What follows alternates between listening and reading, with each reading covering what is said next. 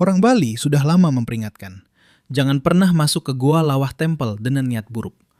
Konon, gua itu sangat panjang, bahkan dipercaya tembus sampai ke Pura Besakih, dan dijaga oleh makhluk yang tidak pernah terlihat manusia. Tapi seorang pria bernama Damar menertawakan semua mitos itu. Ia datang ke sana pada malam hari untuk mencuri benda sakral dari dalam gua. Sampai ribuan kelelawar tiba-tiba menjerit bersamaan, lorong yang ia lewati menghilang, dan dari kegelapan muncul sepasang mata hijau yang perlahan mendekat.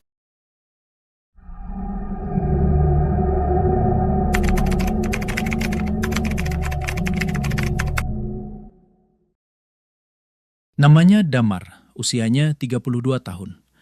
Damar dikenal sebagai pria yang cerdas, ambisius, dan berani, tapi juga licik, serakah, dan tidak terlalu peduli dengan kepercayaan orang lain. Ia bekerja sebagai pemburu barang antik dan benda-benda spiritual yang bisa dijual mahal ke kolektor. Bagi Damar, tempat sakral bukanlah sesuatu yang harus dihormati. Baginya, itu hanyalah tempat yang penuh barang bernilai tinggi. Ia punya satu ambisi besar, menemukan benda spiritual langka yang bisa membuatnya kaya dalam sekali transaksi.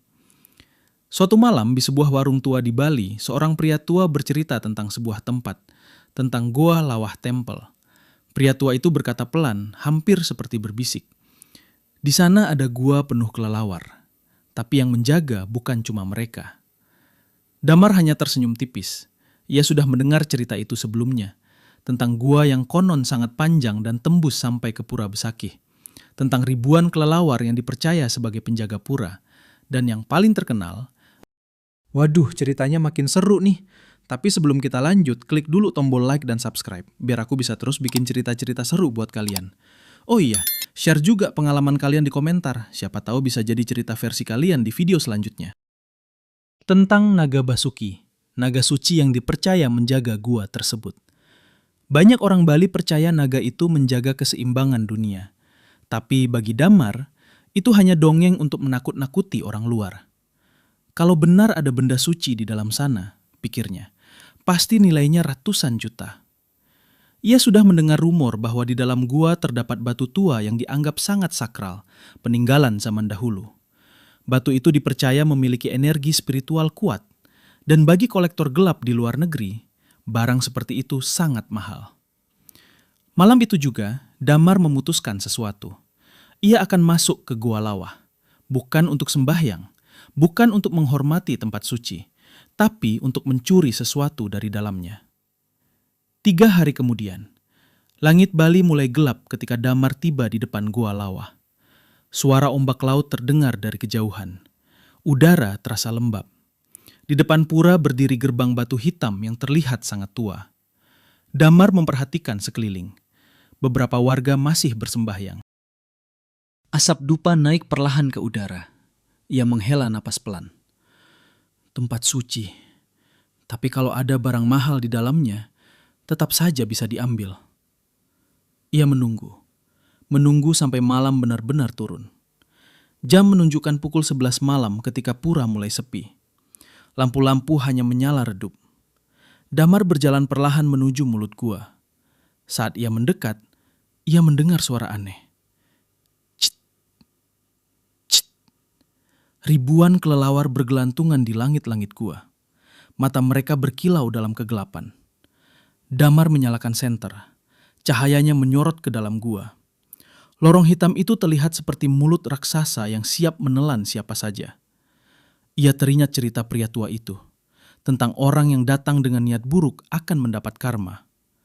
Damar hanya tertawa kecil. Takut karena cerita rakyat. Bodoh. Ia melangkah masuk.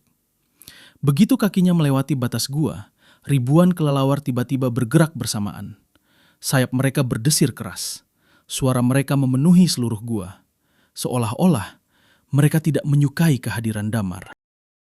Udara di dalam gua tiba-tiba terasa jauh lebih dingin. Damar mengangkat senter lebih tinggi. Lorong gua terlihat semakin dalam, semakin gelap, dan semakin sempit.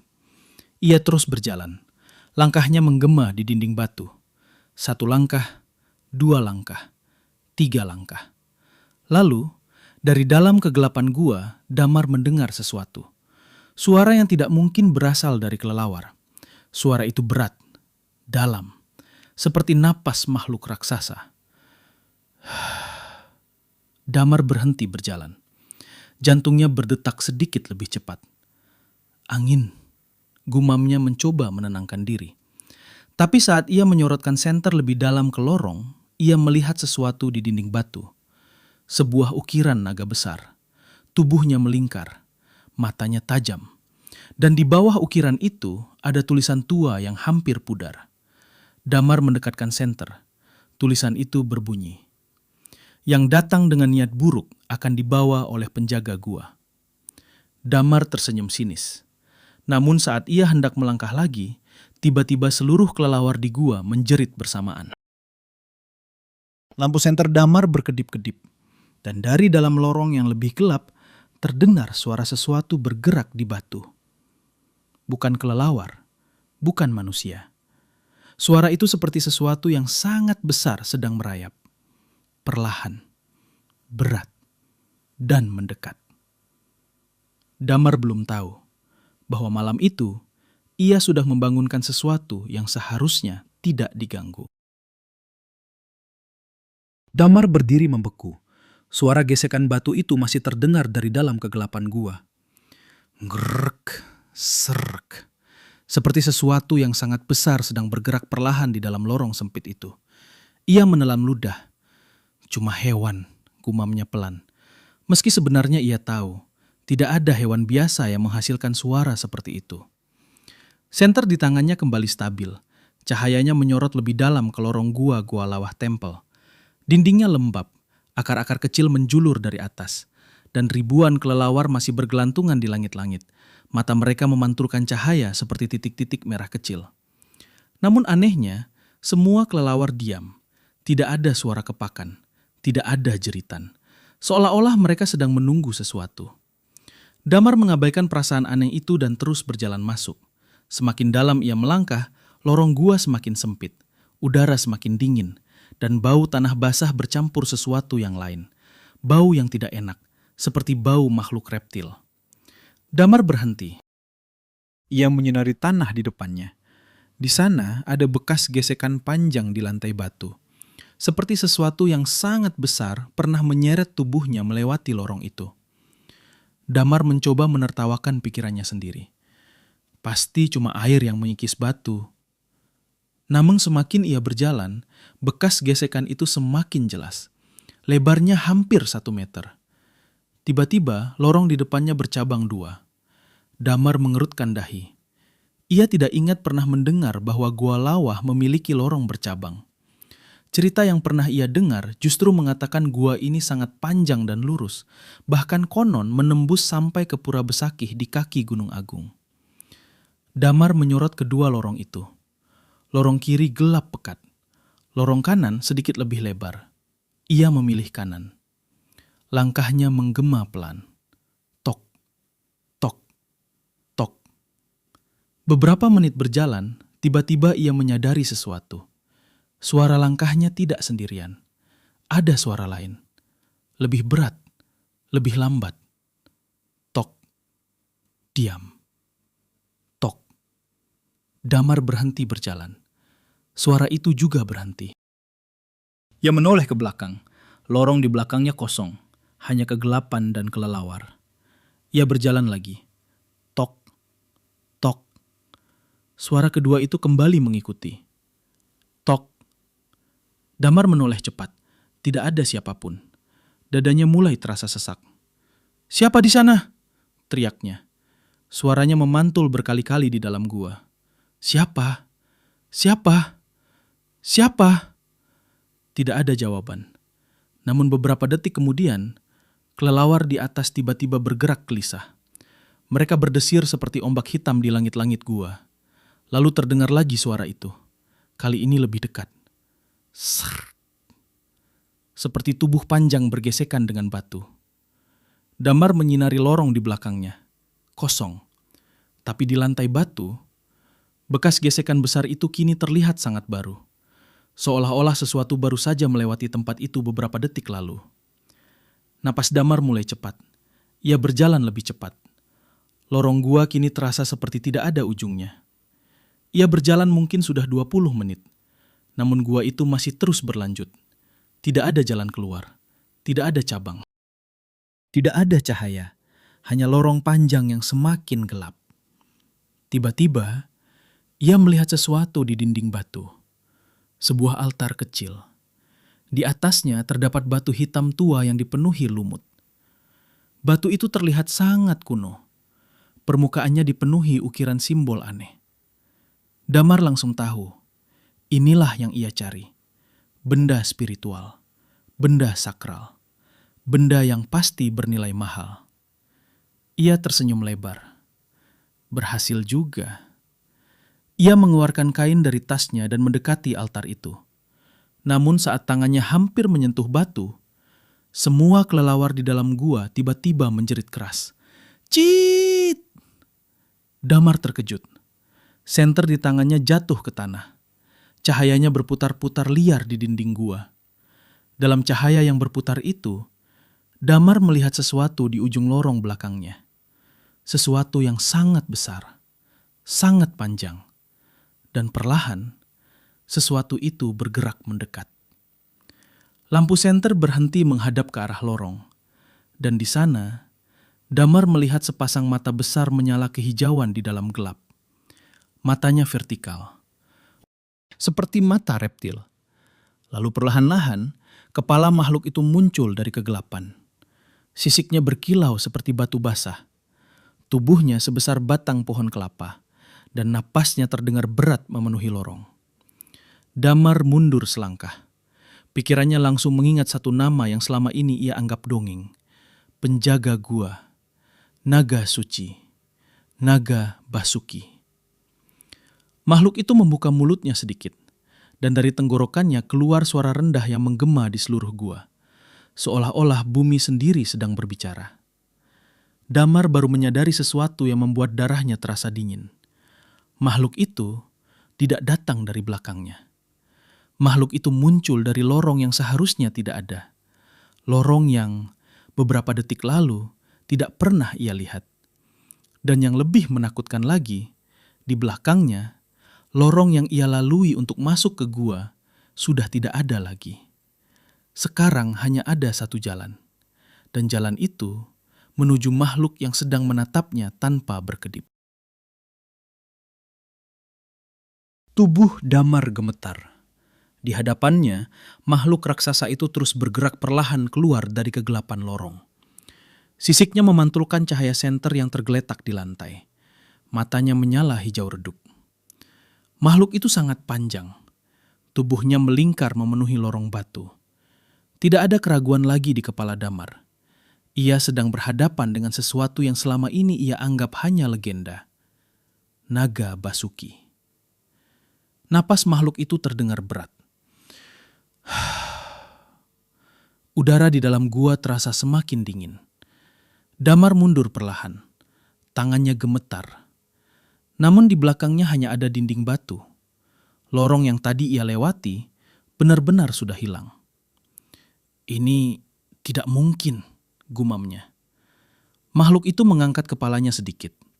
Gerakannya pelan, tapi terasa sangat berat. Setiap sisiknya bergesekan dengan batu menghasilkan suara mengerikan. Serrrr. Tiba-tiba, ribuan kelelawar di langit-langit gua kembali menjerit bersamaan. Mereka berterbangan liar seperti badai hitam. Orang Bali percaya kelelawar di Goa Lawah Temple bukan sekedar hewan. Mereka adalah penjaga pura. Dan malam itu, seolah-olah mereka semua sedang mengusir seseorang yang tidak pantas berada di sana. Damar panik. Ia berlari ke arah lorong lain yang sempit di samping altar batu. Ia tidak peduli lagi dengan batu sakral yang ingin ia curi. Yang ia inginkan sekarang hanya keluar hidup-hidup dari gua ini. Langkahnya terpeleset beberapa kali di batu lembab. Napasnya memburu. Ia terus berlari. Lorong itu terasa semakin panjang, semakin sempit, dan semakin gelap. Beberapa menit kemudian, ia melihat sesuatu yang membuat harapannya kembali muncul. Cahaya. Cahaya samar di ujung lorong. Damar mempercepat langkahnya. Keluar, aku hampir keluar. Namun ketika ia mendekat, cahaya itu bukan pintu keluar, melainkan sebuah ruang besar di dalam gua. Di tengah ruang itu berdiri sebuah patung batu raksasa berbentuk naga. Damar menatap patung itu dengan napas terengah. Ukirannya sangat tua. Dan di bawah patung itu terdapat tulisan kuno yang hampir tertutup lumut. Ia menyinari tulisan itu dengan senter. Tulisan itu berbunyi, "Gua ini adalah jalan suci yang dijaga. Yang datang dengan niat buruk akan kembali menjadi bagian dari bumi." Damar menelan ludah. Ia baru menyadari sesuatu yang mengerikan. Selama ini orang-orang percaya gua ini sangat panjang dan bisa menembus sampai Pura Besakih. Namun sekarang ia mengerti. Bukan semua orang bisa melewati jalan itu. Hanya mereka yang datang dengan niat suci. Sedangkan orang seperti dirinya tidak akan pernah keluar. Tiba-tiba, udara di ruangan itu berubah. Sangat dingin. Lalu dari belakangnya, terdengar kembali suara yang tadi. Srrk. Damar berbalik perlahan. Dan di sana, kepala raksasa naga Basuki muncul dari lorong sempit tempat ia berlari tadi. Makhluk itu kini jauh lebih dekat. Matanya menatap langsung ke arah Damar. Tanpa emosi, tanpa amarah. Hanya menghakimi. Damar jatuh berlutut. Aku pergi. Aku tidak akan kembali, katanya terbata-bata. Namun naga itu tidak berhenti bergerak. Tubuh panjangnya melingkar memenuhi ruangan gua. Kelelawar di atas berputar-putar liar seperti badai. Seolah-olah seluruh gua hidup dan menutup dirinya. Damar berteriak ketakutan. Ia mencoba berlari lagi. Namun tiba-tiba tanah di bawah kakinya retak.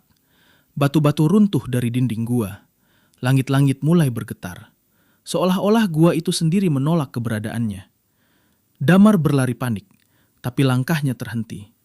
Tubuh raksasa naga itu kini sudah berada tepat di depannya. Matanya menatap lurus ke wajah Damar. Dalam cahaya redup senter yang hampir mati, Damar melihat sesuatu yang membuat darahnya membeku. Di antara sisik-sisik naga itu, terdapat tulang manusia yang tersangkut. Tengkorak, tulang tangan. Sisa-sisa orang yang pernah masuk ke gua dengan niat buruk, seperti dirinya. Naga itu membuka mulutnya perlahan. Dari dalam tenggorokannya keluar suara berat yang menggema di seluruh gua, seperti bisikan dari bumi. Penjaga, keseimbangan. Senter Damar akhirnya padam. Kegelapan menelan ruangan itu sepenuhnya. Teriakan Damar menggema satu kali di dalam gua, lalu semuanya kembali sunyi. Hanya suara kelelawar yang tersisa. Keesokan paginya, matahari bersinar terang di halaman gua Lawah. Beberapa warga datang untuk sembahyang seperti biasa. Mereka melihat sesuatu di dekat mulut gua, sebuah tas hitam. Di dalamnya terdapat peralatan pendakian dan sebuah senter yang sudah mati. Namun tidak ada siapapun di sana. Tidak ada jejak orang masuk. Tidak ada tubuh. Tidak ada darah. Seolah-olah orang yang membawa tas itu tidak pernah ada. Seorang pemangku pura hanya menghela napas pelan. Ia melihat ke arah mulut gua yang gelap, lalu berkata pelan kepada warga di sekitarnya. Penjaga gua hanya mengambil apa yang memang seharusnya ia ambil. Dan di dalam kegelapan gua Lawah, ribuan kelelawar kembali bergelantungan dengan tenang, menjaga rahasia yang tidak akan pernah diceritakan kepada siapapun.